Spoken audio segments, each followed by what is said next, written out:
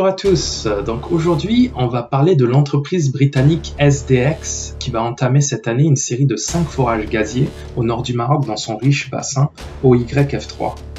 Donc SDX est déjà bien implantée au Maroc, elle délivre du gaz à des entreprises privées dans la région du nord du pays.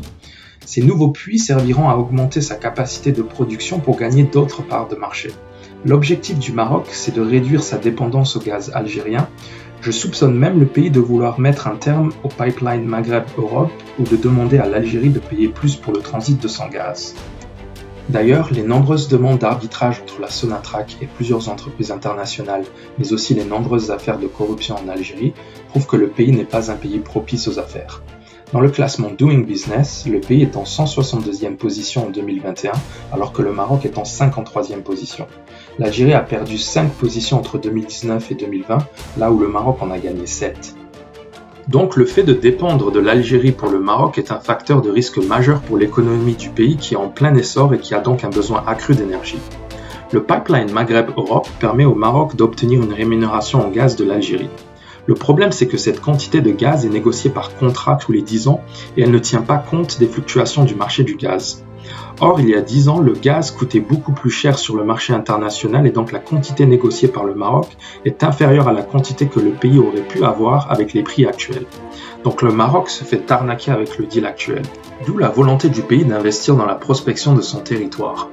On a vu cette stratégie notamment avec la soumission d'un appel d'offres pour l'acquisition d'une unité flottante de stockage et de regazéification.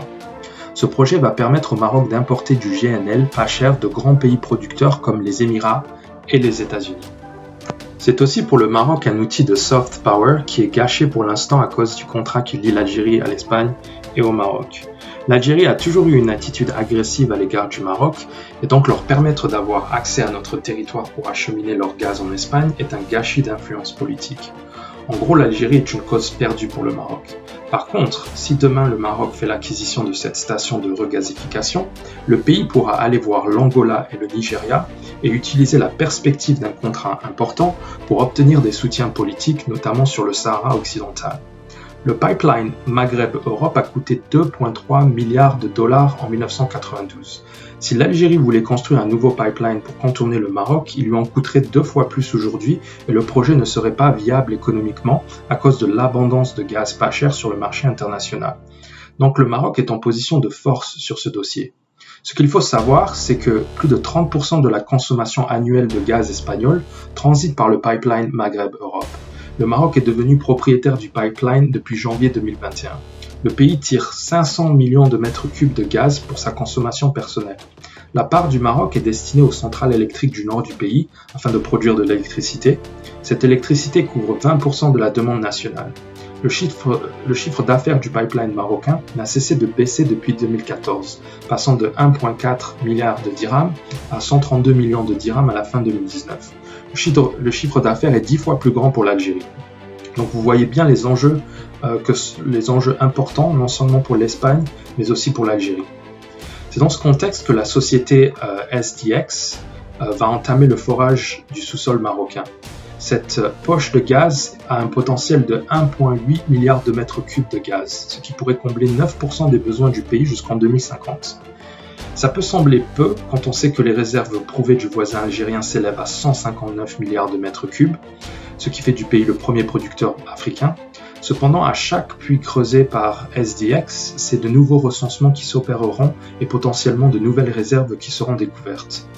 Quand les Français ont découvert le gaz en Algérie, les réserves étaient très limitées. C'est seulement dans les années 2000 que l'Algérie a fait ses plus grosses découvertes.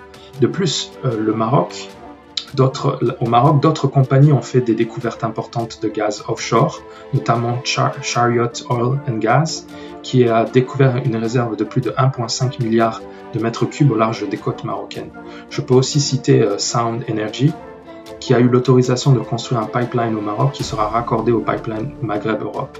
L'entreprise va aussi investir avec ses partenaires italiens Itafluids et marocains Sinmarco dans la conception, construction et mise en service d'une usine de gaz naturel liquéfié. Donc c'est 3 entreprises internationales qui vont entamer cette année l'exploration du gaz marocain. Il y a d'autres entreprises sur le territoire qui prospectent à l'heure actuelle. L'indépendance énergétique du pays est sur le point de se concrétiser. Ces acteurs internationaux vont ramener des investissements mais aussi des technologies et de l'expertise technique qui va permettre de créer des emplois à forte valeur ajoutée. C'est une industrie complètement nouvelle qui est en train de voir le jour au Maroc et ça va potentiellement déboucher sur de nouvelles opportunités à l'avenir. Donc c'est un dossier à suivre.